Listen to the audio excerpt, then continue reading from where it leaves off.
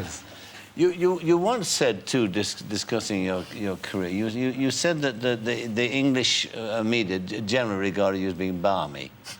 And that was a reference to the well-reported incident in, was it 89, when you played Hamlet? Yes. And your father, of course, was a famous man, Cecil Day-Lewis, and a poet laureate. What kind of relationship did you have with him? Was it a distant relationship, or...? Very affectionate, but he was a very affectionate man, but he was a man from a different time. Well, you were saying this is what yes, Jim was saying. Probably they'd have understood each other quite well, and added to which his work really fermented and took place entirely in his mind. Therefore, that in itself was probably created a certain distance, but he was a tremendously charming man. And cast a long shadow on your life, still. Well, so they say. Well, then... So they say. I think it's so interesting that you fell in love with and married a woman whose father was also a literary giant. This is Arthur Miller, of course. Yeah, it's beautiful, I think. There's a symmetry about it. They're very different creatures, the two of my dad. Your dad and her dad? Well, maybe I could have grown into the sort of friendship that I had with Arthur. Arthur was a guy you just wanted to sit at a table with and listen to, occasionally speak, maybe, but just listen to. Well, maybe your wife would have wanted to sit with your dad and just listen to him. I mean, it's hard to want to do that with your parents, right? Yes, yes. But what's interesting, of course, with that father relationship and why we talked to, why I raised this subject, was this incident when you were playing Hamlet. You were 8 months into it. The incident. The incident. Well, it's fascinating, actually. And you walked off the stage because at one point you were having a dialogue with your dead father, you believe. Or you were. So they say. Well, were you or were you not? I honestly can't remember.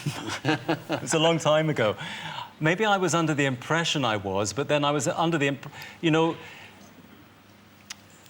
no matter to what extent you create for yourself the illusion or the delusion that you are travelling this great distance towards another life that isn't yours, of course, you remain at the very centre yourself, otherwise you can't do the work. But that's the trick that you play with yourself.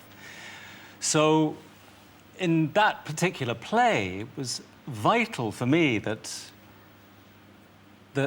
I explored those themes through my own experiences. So at the outset, when you're full of vim and everyone's like a greyhound in the slips waiting to get on with this job, we're all fascinated by it. We unleash this curiosity, which seems controllable. But of course, the themes of the play are weighty things to live with, and I lived with that play for 8 months. And very happily, I remember it as a thoroughly good and fascinating experience. But it took its toll, I suppose, not so much performing it, but living with the play. And at a certain point in time, that dialogue that one has with a father figure, be it the father of Hamlet or one's own father, the borderline becomes a little blurred, and you no longer, when you don't have the strength, physical or mentally, you can't control those very powerful feelings that you've unleashed in yourself. And I'm saying this fully aware of the fact that most actors manage to do it very successfully, and I made a mistake with that part. And part of the mistake, I think, for me, in that case, was to really indulge in somebody else's ambition for me. I never really had an ambition to be a classical actor. I had a nose, which people like to dress up and, you know, move around the stage. Whatever the circumstances, it was a mistake for me to attempt this hubris in a stage like the Olivier Theatre. Yes. Which some people believe that Olivier designed to destroy every subsequent generation of actors that came after him. But you walked off the stage and you didn't go back on again. You've not been back on No, they since. tried to force me back on, but I had the strength of 10 men at that time. Really? And quite honestly, again, you know,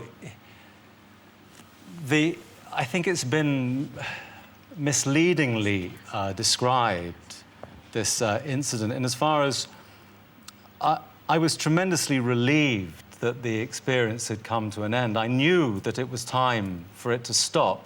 It was an absolute certainty I had in that moment. And as much as it cost a lot of my colleagues, and I bitterly regret the difficulty it caused them in that moment, I felt like I had no choice but to stop doing what I was doing. Enough was enough. There are all kinds of stories about you. I mean, when you did, for instance, My Left Foot, you played the paraplegic Christy Brown there. About the way you approached that you went around the set in a wheelchair, you had to be carried on the set from wherever you went. That when you did In the Name of the Father, that you actually played the prisoner, the IRA prisoner, that you were you slept in a police cell for 3 nights, sleepless nights, with guards waking you up, throwing water over you. I mean, is this the sort of thing you object to? But is it true? No, I'm not bothered by that. That's harmless. That's what happens, is it? That's what you do. That's the way you do it. Well, put it this way. I mean, the work that I do, which isn't work, I never probably did a day's work in my life. I play. That's what I do. You know, when I go to work, I go to play. I play a game, and that's what it is. And I see it as a game, and I think most of the people I work with see it as a game, even if it sometimes drives you half round the twist playing it. But, you know, that game involves, say, you know, the power of self-delusion. I mean, like, I suppose at the center of it, I have to try and kid myself that I'm living a life that isn't mine. Because if I can't do that, there's no hope I'm going to kid anybody else. The question then is that, I mean, what is the price you pay for that? I mean, how long does it inhabit you afterwards? Well, I think it's almost the other way around. It's almost that you just, you know, you unleash a curiosity for something, a whole way of life. And I mean, the thing that I've been least interested about myself, I suppose, in my life is the fact that I'm a middle-class Englishman. So I've tended to be fascinated by lives that appear mysterious to me and exotic in some way, and I've always been drawn towards those. Yes.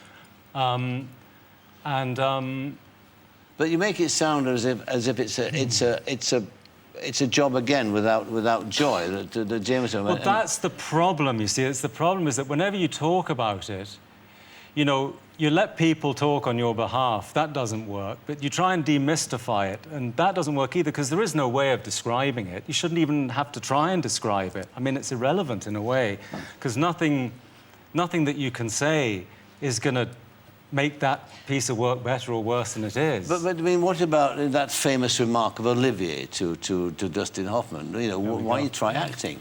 Well, I loved that remark, because to me it says the opposite of what it seems to say.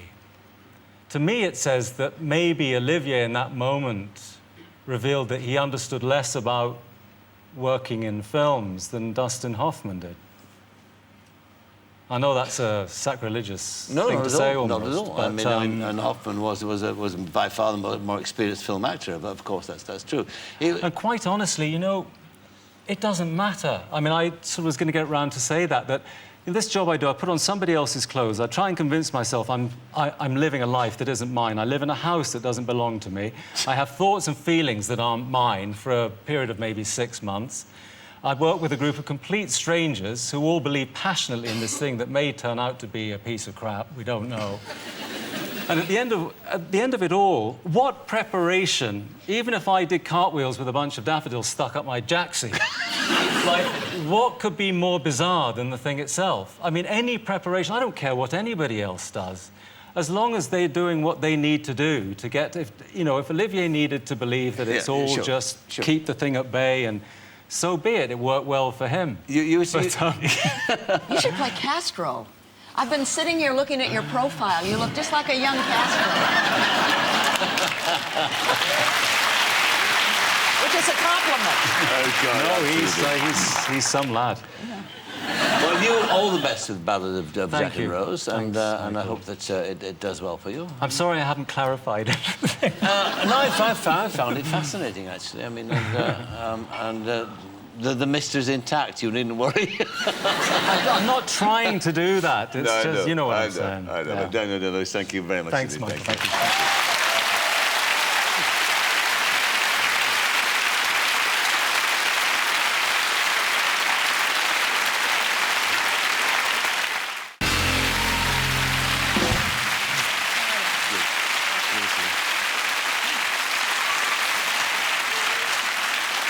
Looking good. Thanks. Thanks. And the film Little Children, which you're here to talk about, is a very, very interesting movie, isn't it? I think so. It is a very interesting movie. We'll talk about that in just a moment. You're on doing the rounds now. You're going around the world talking about the movie, and you're telling me you've had, although I've not heard the full story, that you had a most intriguing, not to say bizarre, encounter with a French talk show host. Oh, my goodness. This was quite something. I mean, I had this moment where I thought, I'm actually in Lost in Translation. It was so bizarre. I walked onto the show, and it was all in French, and they had explained to me that I was going to have an earpiece and there would be an interpreter and so on, which there absolutely was, and it seemed very strange, and I thought, OK, I'm sure this will work somehow, and I hope my earpiece doesn't break. And there was also another woman interpreting what I was saying in French as I was speaking in English. So basically 3 voices going in my head at one time. So I'm chatting away, everything seems absolutely fine, and suddenly a postman walked on. Like, no, but actually a postman saying, "Let her forget Winslet, let her forget Winslet." And he puts it in front of me like this. I open up this letter and this sort of soft music starts playing and it says, "Kate, it is me, Jack Dawson, from the Titanic. I did not really die. I am here. I have come back to visit you again." And these doors slid open and this guy came through, dressed as Leo, basically, with this sticky-out hair and this great big white face and these sort of sores, weeping sores, and these black teeth. And then he did this strange thing. He grabbed his crotch. And I thought, please don't do it. Just please don't do it. And then he put his hands into his pants and pulled out an octopus. An actual octopus, which stank, and put it in front of me and gave me a kiss and walked off. It was completely bizarre. And how do you manage after that? I mean, what was that the end of it, or well, what? I just sort of sat there kind of laughing and thinking, What am I please doing don't here? spring any more surprises on me. Yes, and they forgot to wipe up the octopus goo after they'd taken it away. God. So I did the rest of the interview in this very confused state with just octopus slime all over the table. It was very funny. All right, let's talk about Little Children, because it's an interesting film. It's about unhappiness. It's about people being unhappy and their focus centering maybe on a guy, a sex offender who comes to live among them. But he's the focal point, but he's not the reason for their unhappiness. There's a complex set of emotions. Absolutely not. No, it's very much a sort of a subplot, that part of the story with that character, and it's more about the hysteria that his presence generates amongst this community, That's right. which is sort of living in a strange sort of bubble of fear and sadness. They've all got a problem, haven't they? The relationships are all messed up. Well, it's very much about relationships, this film. You know, it's about people who are lonely and trapped and stifled and looking for something more, and the journeys that they all go on as a result of And those your part's feelings. interesting because, you know, it's about a cold mother. It's about a mother not having a relationship with her daughter. You're just the opposite of that. So was it a difficult one to play for you? It was very, very difficult, and I knew that going in, and I read the script, and I just thought, wow, this is amazing. I don't know if I can actually do this, you know. I didn't know if I really sort of had the tools, you know. To be like that with a child actor, in a sense. Well, that, but also it was such a complex character, and she's nothing like me. You know, this is an American film. It's set in an American suburb, and I haven't existed in that world at all. So I knew that it was going to be something that would really push me and challenge me, and it absolutely did. And when I finally saw the film in the summer, I sat back and had a really nice moment. I thought, God, I'm really proud to be in this. And you don't always have the kind of courage to admit that to yourself, you know. Let's see a clip from it, because the focal point of the opening of the film is this child's playground, where 3 mums, 3 mums who come regularly, and yourself, come with their children and Nat, and into this walks a man with a very attractive man. Beautiful man. Beautiful man, and the 3 women lust after him, and they... Well, let's pick up where they've asked you to do something, to approach this man for the first time. They do. This is a man whom they've never spoken to, but he's a big character in their fantasy lives. You know, these are women who cook dinners and look after their children, and that's their life. Yes. And so this is a big part of it, this man, and one of them dares my character to walk up and get his phone number. It's coming. So one of them bet me $5 I couldn't get your phone number. $5, huh? Yeah. But couldn't we split it 50-50? It could be arranged. It doesn't have to be your real number. Oh, well, in that case, sure. You got a pen? Great. Oh, shit.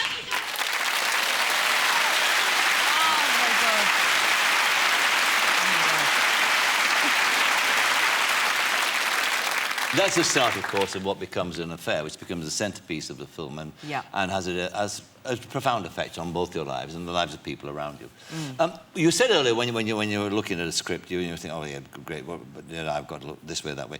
What about when you pick up the script and it says a nude scene? I mean, what do you think? Because the love affair with Patrick Wilson is very expressly done. It is, and it has to be, because it has to be a big, passionate affair. Otherwise, it doesn't make sense. The love scenes, you know, I remember when we did All the King's Men, I turned to Jude and I said, OK, you know what? I'm never doing this again, because it's just, I can't. I've had 2 kids, you know, there's a limit to how many times you can get away with this stuff. And then along comes little children, and there I am again. But the truth is, it doesn't get any easier, that stuff. You know, the moment arrives and you wake up in the morning and you think, oh no, it's today. But you just have to sort of get on with it, and it is very much part of the job. But as you say, you know, the dialogue between those 2 people, Sarah and Brad, during those scenes is so telling of how deeply they're falling for each other and how much they're changing as people as a result of this relationship. But I know you've got very strong views, haven't you, about the perfect body, about the way that actors are supposed to project themselves, and everything's supposed to be perfect in Hollywood and that sort of thing. Yeah, it is something that is very important to me, and I do think, actually, particularly at the moment, it seems to be quite disturbing, all this stuff, this obsession with image and weight. It's got really out of control, you know, there isn't a day that goes by when there isn't another sort of look who's the thinnest thing, and it really upsets me, it really does. In what sense? Why? Well, what's that telling people? I mean, is that a good message? I don't think so. And certainly not young teenage girls, you know, who are very impressionable and very, very vulnerable. I remember being that person, and I've got a daughter, and I don't want her to see all these things and think, oh, so to be glamorous, then I have to be thin. I mean, it's completely unfounded. And also, magazine covers, you know, I have to go on magazine covers, and it's very much a part of the job, but they are retouched to within an inch of their life, you know, and they make people look a certain way that isn't actually real, and that happened to you, didn't it? It has happened with the Man's to me. magazine, you were It did, airbrushed. Yes. I was actually stretched, I think. Stretched? Yeah, I think I was just stretched like that. But you know, it isn't fair when it suggests that a person looks a way that they don't, and also it just goes against my own personal principles. So yes. I do sort of wave my real flag, maybe a little bit too much, but I'm afraid I'm going to keep on waving it. I think you should. I think it's an important issue, because it's not just a matter of glamour; it's a matter of health as well. I mean, these kids. Absolutely. And you said you've been there in that sense. Yeah. So in what sense was that when you were a child? You had weight problems, or well, what? I was a very stocky child, and was definitely an overweight teenager, and I just naturally and sensibly lost the weight. But then I went a little bit too far, and I just didn't eat very much for a while. It was about a 6-month period, and I was really, really tired. I wasn't well. You know, I mean, this kind of thing, it can affect your fertility. I mean, it's really very dangerous, and I just wish that it would stop, actually. Were you bullied at school because of the way Yes, you are? I was, yeah. And what, call names? I was called Blubber. Blubber. And they put me in the art cupboard and called me Blubber. That's not nice, is it? Yeah, but look at me now! Look at exactly. What are they now? Exactly. You see, when you were that person, it's interesting to see you now as being as successful as you are. I mean, you're a wonderful actress and you're very successful. But did you, at that time, did you ever imagine that this would happen to you? That you were going, no. No. I mean, I think I knew, or I certainly felt when I was quite young, 5 or 6, that I wanted to be an actress. And it was something that all my family were doing. It was like somebody got a new pair of shoes, the other person wanted the exact same shoes. My older sister wanted to be an actress. Oh, I wanted to be an actress as well. It was just part of our lives. But I didn't think about films at all. I didn't, you know, we didn't get a video machine until I think I was about 13. So, yes. You know, I just didn't know about that world at all. And to find myself in it now and doing well, you know, it is something that I'm unbelievably grateful for, and I have been so blessed to have worked with so many great people, and I've learnt so much. That's the other thing about filmmaking that people sort of forget when you're that young and you're doing it. Yes. You know, there's no lesson for that. You learn on the job. Yes. And so I really had, you know, Ang Lee, Emma Thompson, Peter Jackson. I mean, these are people I worked with in my late teens, and it was such a blessing to have had that. But not your husband? No, I haven't worked Sam with him Mendes. yet. No. I know. Yeah, I mean, a very good director. Of course, directed Jude Law in Road to Perdition. Yes, yes, So, I mean, he has. all the cross-references are quite Yeah. amazing. But what's his view now? I mean, you said that when you went to see this movie that you enjoyed it, Little Children. Sam, I guess, didn't go with you. Did he go independently to see it? I didn't want to watch it with him because it sort of meant so much to me, and I think I was just nervous to sort of see if I was any good in it or not. and I said, look, babe, I'm going to have to just go on my own. He was like, absolutely, you know, of course. And then he saw it a little while after, and have to watch it. I don't get emotional now when I say this, Go on. but he came and he cried. Did he? Yeah. What did he go on? What? That's nice. There's nothing nicer than having a proud. No. I didn't mean to do that. So, I mean, he was just so proud of what you'd done. And what did he say to you? Tell us what he said to you. He said, you have so many secrets, and I'm incredibly proud. Sorry, what am I doing? OK, I'm stopping now. This is absolutely stupid. It's not stupid at all. It's a nice moment with someone you loved, who you respect too, who said something to you which you found profoundly affecting. What's wrong with that? Well, you know, nothing matters to me than, you know, what the people I love and what they think. And I don't read reviews because, to me, that sort of is so distorting. It's a distorted opinion, which is, you know, often a very nice one, but what matters to me really is what, you know, my mum and dad and my husband think. And you don't read the gossip columns? No. Not anymore. Well, they're going to write about me crying on parking now. Well, so. that's all right. That's not like writing about the things they love writing about, like, oh, she's got cellulite and stuff like that. Important issue, you know, stuff like that. Oh, well, you expect that, don't you? I know, you absolutely do. Well, listen, I think it's a very interesting movie. I really do. And has it been opened? Is it opened in America yet? Is it? It's opening on November the 3rd. It's going OK, well, all the best with it. Kate Winslet, thank you very much Thank you. indeed. Kate Winslet. Thank you very much.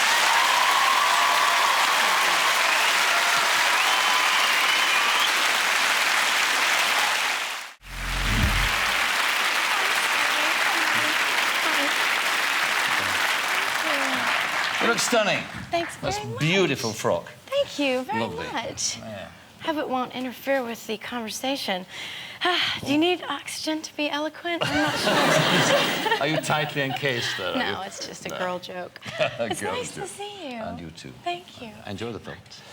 Thank you. I'm Did you glad take that much did. persuading to do it again? So much. Did you? Years Why? and years of it. I was terrified, scared to death. So much opportunity to fail miserably.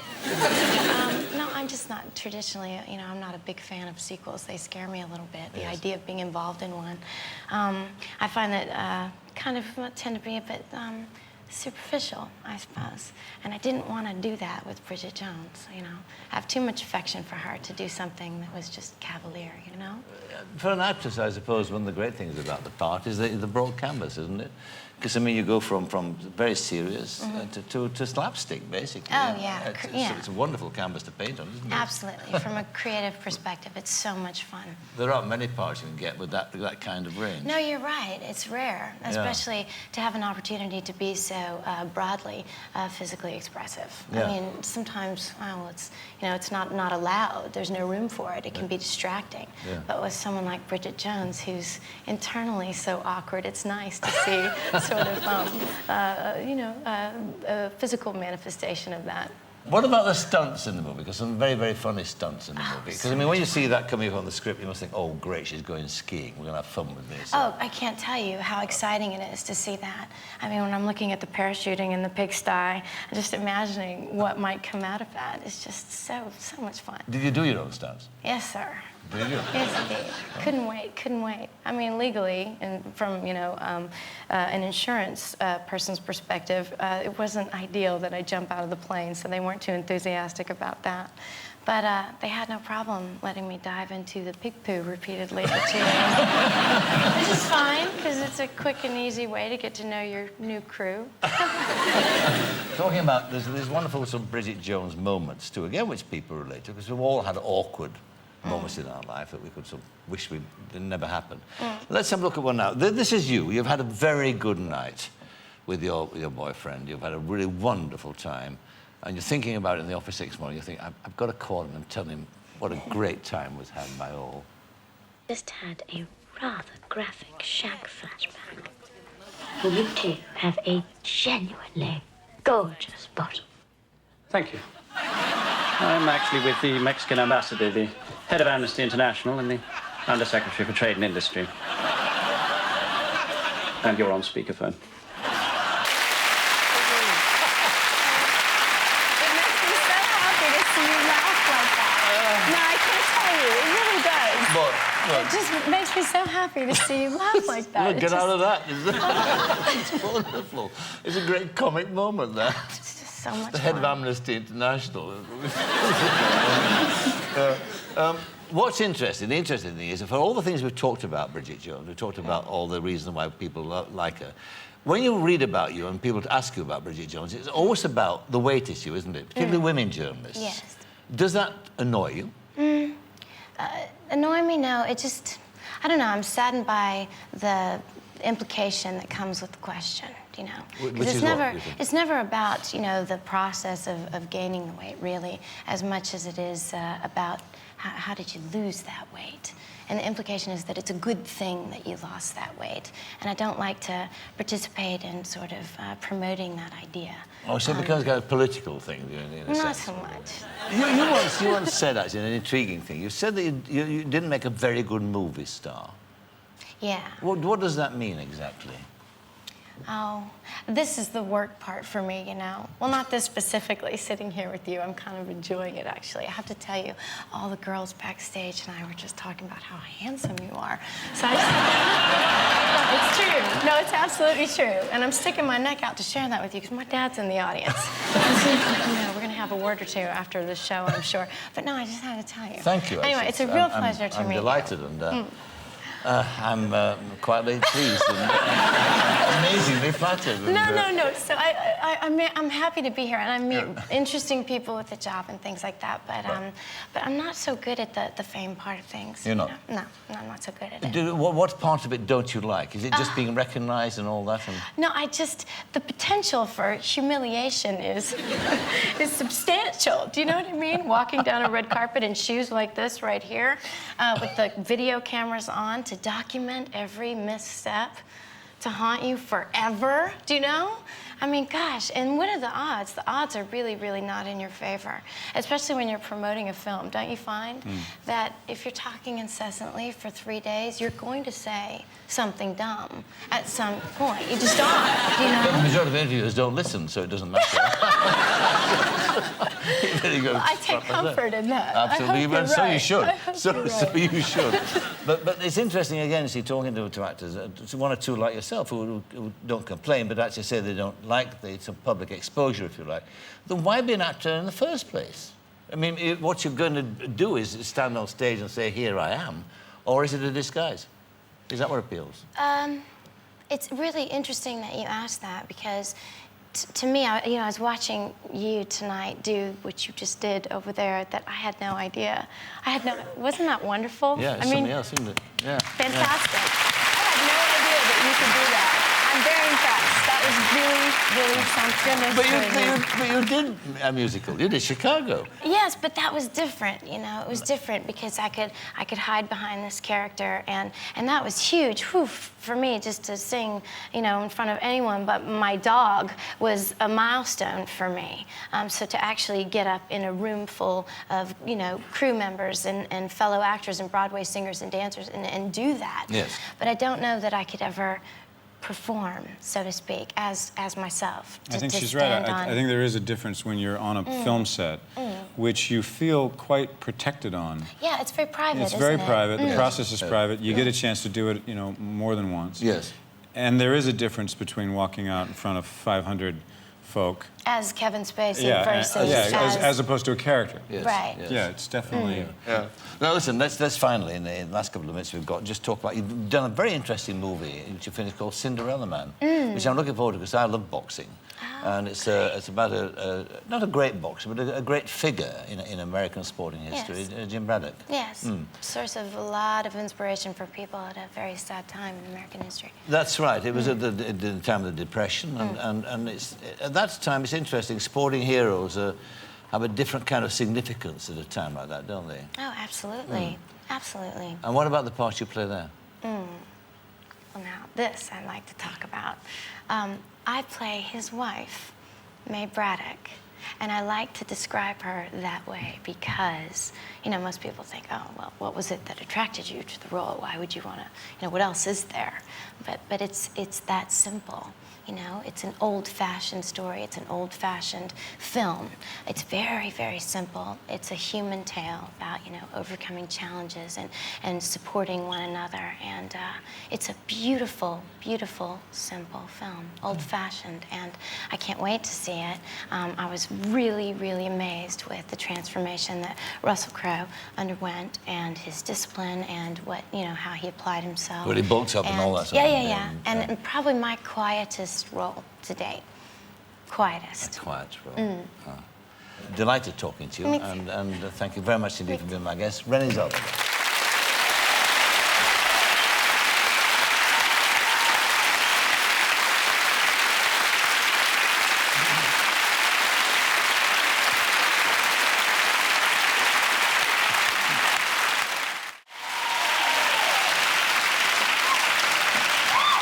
Safely assume that you are among friends. I paid for them. Yes. Now, it should be explained, actually, to people who might go and see the film, that poor guy that you're taking revenge on there, you had, in fact, inserted a bomb, an explosive device, where the sun don't shine. Where the sun don't shine. I wore gloves. I did, actually. You did? Yeah. What would make a man so angry that he would do that to another human being? Well, this is basically a story. It's sort of a love story, revenge story. It's the character that I play is a man who, when we first meet him, he's in deep depression and struggling with alcoholism, and he's very distraught about his past. And he's asked to bodyguard this young girl who's played by Dakota Fanning, a great young actress. And she's wonderful. Yeah, she's brilliant, isn't she? She sort of brings him back to life and helps him to learn to love again, and then at that moment she's taken from him, and he becomes the man on fire. That's right. He exacts awful and terrible revenge. Yes, he does. On those who have plotted against him. That's correct. That is very As good. well he should. As well he should. If I was on your side, Thank you very much. Yeah. No, but the issue of kidnapping is a very serious one in the country where, in fact, you shot that, Mexico, Right. isn't it? This was a book that was written about 30-some-odd years ago at a time when Italy was struggling with the Red Brigade and had a lot of problems with kidnapping. Unfortunately, Mexico and South America now are the hotbed for kidnapping, Rio de Janeiro and Mexico City. Do you talk to any victims of this, people who've been affected by Yes, yes, we did. In fact, our character, our bad guy, if you will, in our film was sort of based on a real man who was known as the ear cutter, for obvious reasons. And we met a woman who was kidnapped. Her father was a very wealthy man, and she was kidnapped in Mexico City. And they were paying in the attempt to pay the ransom, and something went wrong, and he got upset and sent her mother and father her ears to let them know how serious she was. And I actually got to sit with the mother and the daughter and to hear the mother tell the story and relive it. It was amazing. I mean, does that sort of thing, how does that help the actor, and what does it do? Well, I think it reminds you that, you know, what you're doing is serious, and it's not just a movie. And I mean, in my case, it was just, it helped me with the character and what the type of revenge that he seeks. It helps you to imagine what really happened, and that made yes. Yeah. What about I mean, you raised the question of this girl, and she is wonderful. I mean, the most marvellous interreaction between the two of you. I mean, normally I can't stand kids on movies.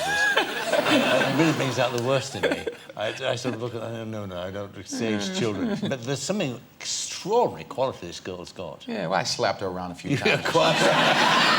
No, she's 10 years old, going on 45. Isn't she? Yeah, exactly. she's amazing. I mean, she's extraordinary. The first scene we did together, there's a scene when she takes me up to the room where I'm going to stay, and she sits up on the bed, and we're doing the scene, and only twice in my career have I found myself sitting and just watching the other actor and not even being in the scene.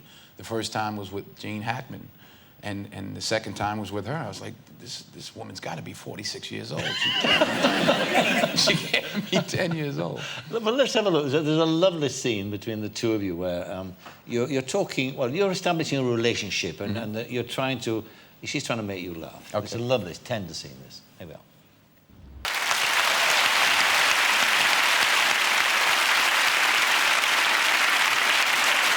That's a lovely scene. Yeah, and that scene, everything you just saw, we made up. Did you? Yeah. The only line was, "You're smiling," and my line was, "No, I'm not." And we had 2 cameras on us so we could just improvise. And I said, "I'm just going to keep going. You just jump in." And what you see is exactly what she came up with. It's a lovely scene, a beautiful scene. Now, the other, I mean, you were renowned for researching your roles. But one part of this role, of course, you didn't have to renown, and that's the alcoholic part of it, because at one point in your life, you were in danger of becoming an alcoholic, weren't you? Me? Yeah. Right now, as we speak. When you were younger. When I was younger, well, I guess we all were in danger. We didn't know it, but... But, I mean, in your case, I mean, you were a young man when you went off the rails. No, I didn't go that far off the rails. Somebody told you I did. No, that was in all the research, in all the articles written about you. Really? Yeah, absolutely. Oh, I better read them. Did you not... the story is that when your father left home, yeah, when your parents were divorced, right, that in fact that then you started going out drinking, mixing with the wrong mob. Well, I was mixing with the wrong mob before they got divorced. But no, I guess it had more to do, not so much drinking, but just being angry about it and lashing out, getting into more fights. Yeah, getting into fights and stuff like that. You know, just a young kid, I guess, not understanding what's going on and, you know, just taking it out on whoever's close by. Well, these sort of gangs that you're involved with, that sort of thing, neighborhood gangs. Well, I grew up in New York, you know, and I grew up with a pretty rough crowd. Most of my friends from that time are dead or in prison, and for whatever reason, I guess because my mother had good sense to get me out of it, you know, I was exposed to other things and sent away to well, I guess you call them here public schools, right? Sure. We call them private schools. Sure, exactly. But, so she sent me away to school where all the alcoholics and drug addicts really were. Little did she know. Yeah, the rich kids had all the drugs and alcohol. No, it's a true story. I told her that later. You know, she was like, "Well, I wanted to get you off the streets." I said, "Ma, I never smoked a cigarette until you sent me away to school." True story. But what was the ambition at this time? Because it seems to me that when you're reading again about you, this again might be wrong. I mean, there's so much misinformation going around about you, Mr. Washington. That in fact you had no real ambition. Your first ambition was to be a journalist, in fact. When I started college, I went to college because my mother said, "Go to college." And you know, that's what you do. And I figured, well, I'll be a doctor. And I took a course called chordate morphogenesis. At that time, not only could I not spell it, I couldn't even say it. So that cured me of being a doctor. Then I moved into political science, and I figured I'd be a lawyer. Then I began to study journalism. In fact, completed a major in journalism, and then I moved into theater. So I think I was working my way toward the arts without knowing it. I didn't have any examples. I never grew up. Was there kind of a moment when you knew you wanted to be an actor? Was it just, you know, were you on stage for the first time or wherever it might be? Yeah, my first 2 plays that I did was, I got the lead. In the first play I did Eugene O'Neill's The Emperor Jones, and the second play I did was Othello. And in college, and I got great response, and agents started calling and all of that. So I'm like, hey, I'll do it. This is for me. This is my call. But did you find it easy? Did you find it natural to be on stage? To actually, do you enjoy it? Do you feel fulfilled by it? I enjoy it. You know, I had enough sense, and I'd had a lot of training in other areas, athletics, to know that your natural ability can only take you so far. So I did a lot of studying after college, and for 6 or 7 years, and I thought, you know, I'd be on Broadway one day and make $600 a week. That would be it. I mean, I never thought about the movies. Yes, and you were a struggling actor. That's what you were. Yeah, still am. How tough was it? Well, there were times I was ready to give up. You know, I mean, actually, I was a waiter. I wasn't an actor. I was, you know, doing odd jobs and whatever I could. And you know, in 1981, I got a play, and I got another job right after that. Then I went into a television series called St. Elsewhere, and I've been basically working since. Well, what about the business of being a black actor in Hollywood? I mean, have there been any problems involved? Do you think of yourself as a black actor? Is there a special kind of category that you find yourself in? Or is it other people find you in that category? Yeah, you know, I think there's a natural tendency to categorize. Oh, she's a teen idol. He's a black actor. She's a, you know, I think it's human nature to want to categorize. It's definitely tougher, especially in those days. There were less opportunities, but what can I complain about, really? Nothing. But you had a mentor, didn't you, Sidney Poitier? Sidney was, you know, he came and saw me in a play back in '81, and he said, "You're good." I said, "Thank you." But he was someone that I was able to call over the years. In fact, one year I was offered an awful film, but for a lot of money. And I was really sick about it, and I just wasn't sure if I should do it. And I called him up, and he told me, he said, you know, the first 3 or 4 films that you do will determine how you're perceived in this industry. So be real careful about what you choose, and if you don't feel good about it, then don't do it. I'm like, well, he's rich. Well, it's easy for him to say. You know? And I didn't do it. And in fact, 6 months later, I was in England. I was in London preparing to do Cry Freedom. When you do something like Biko, I mean, how at that time in the 80s when apartheid was still on, did you feel a kind of weight of responsibility about what you were doing? Well, not in a negative way. I mean, I did feel a sense of responsibility and a sense of honor. I mean, I was honored to be able to do it. As Mr. Attenborough met me in New York, and he says, "Look, I'm really looking for an African to play the part. But if I can't find one, then I'm going to hire you."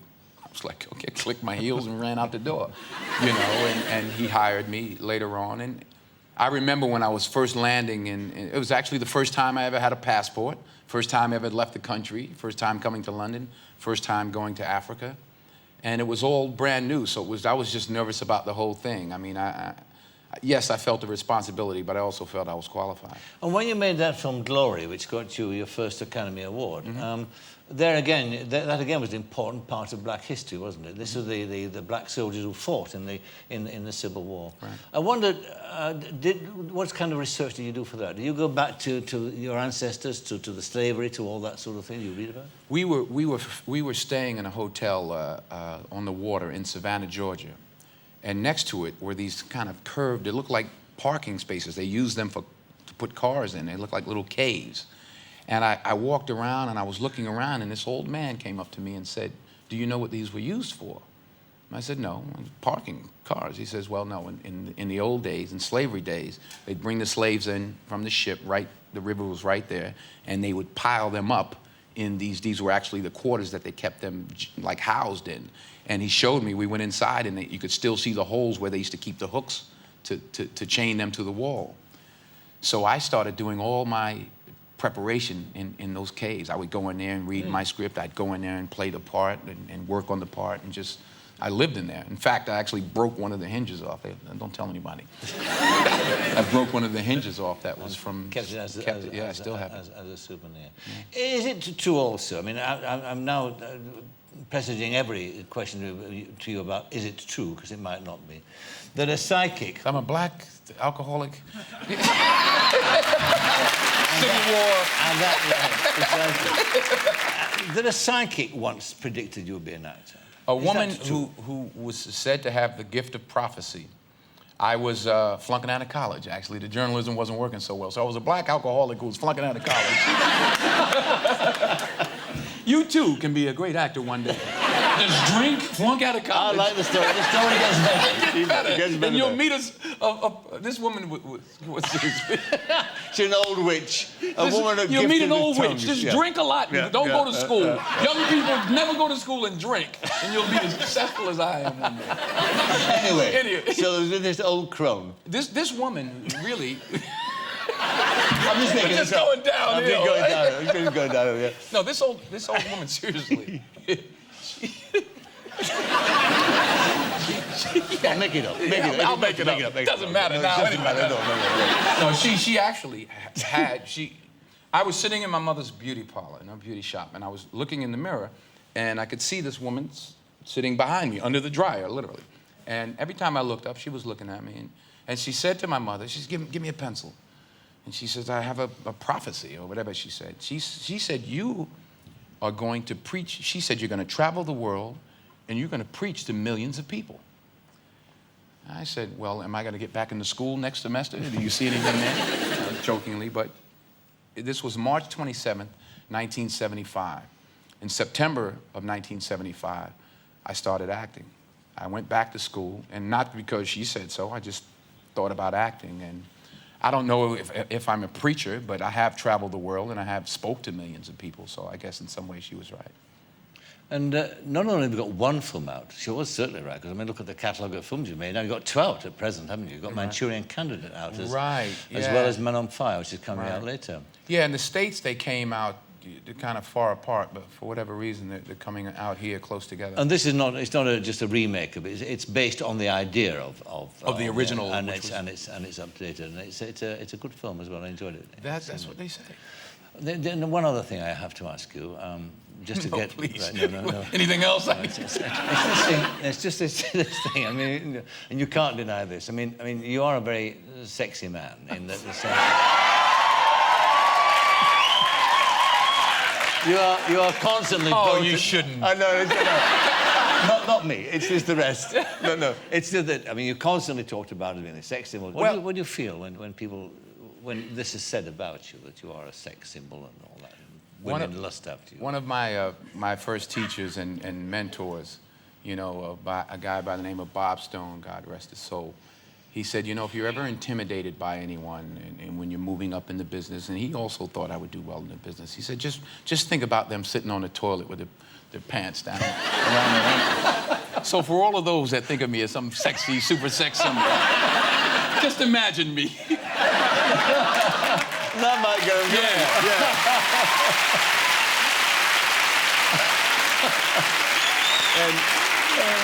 And if you still think that that's sexy, then you have a real problem. You have a real problem. Denzel Washington for the moment. Thank you very much indeed. Denzel Washington.